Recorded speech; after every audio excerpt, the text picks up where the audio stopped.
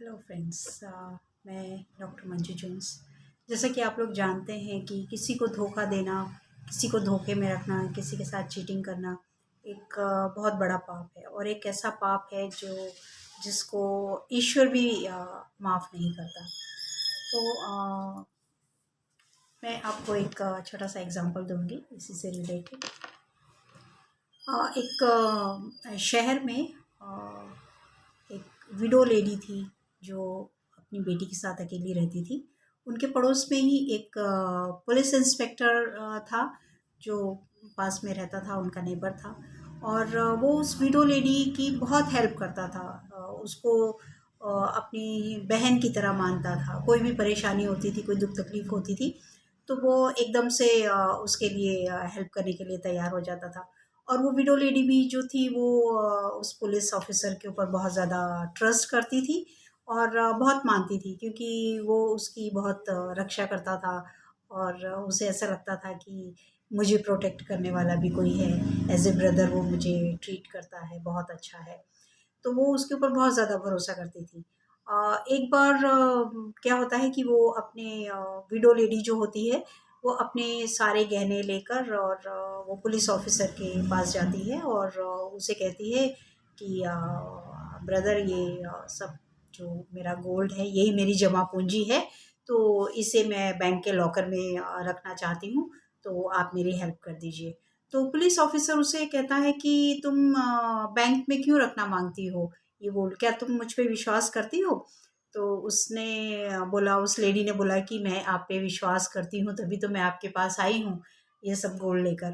तो वो police officer उसे सलाह देता है कि देखो, अगर आप इसे लॉकर में रखेंगे तो वहाँ भी सेफ रहेंगे, ऐसा कोई प्रॉब्लम नहीं है।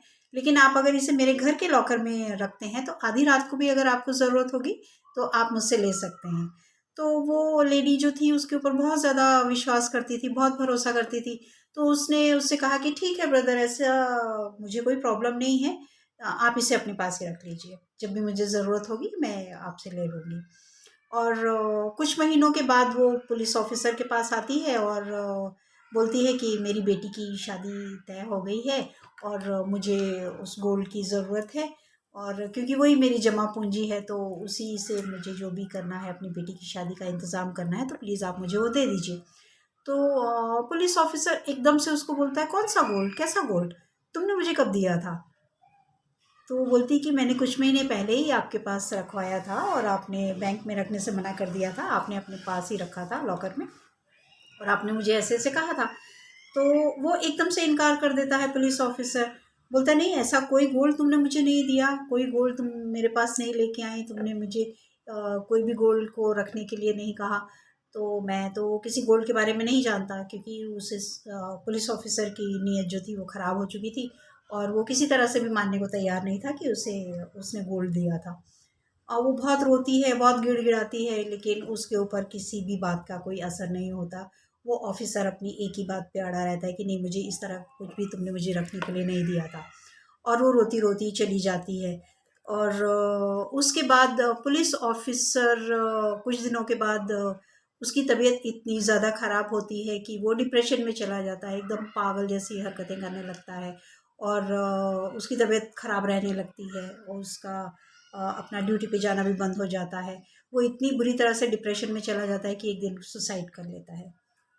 तो सोचिए, किसी की चीज़ के ऊपर अगर आप नीयत ख़राब करते हैं और लालच करते हैं उस चीज़ का, तो उसको धोखा दिया आपने ना, उस विडो लेडी को धोखा दिया, उसके साथ चीटिंग किया, तो परमेश्वर भी नहीं पसंद करता है इन सब बातों को। ईश्वर नहीं चाहता है कि हम किसी को धोखा दें, और वो भी किसी विडो लेडी को जिसका कोई सहारा ना हो। तो माय डियर फ्रेंड्स, हमें हमेशा इन सब चीज़ों से अपने आप को दूर रखना चाहिए और हमेशा चाहिए कि हम किसी न किसी की मदद करने के योग्य अपने आप को बनाएं, ताकि हम किसी की हेल्प कर सकें, किसी की मदद कर सकें, ना कि किसी को चीट कर सकें। So thank you so much my dear friends, god bless you all.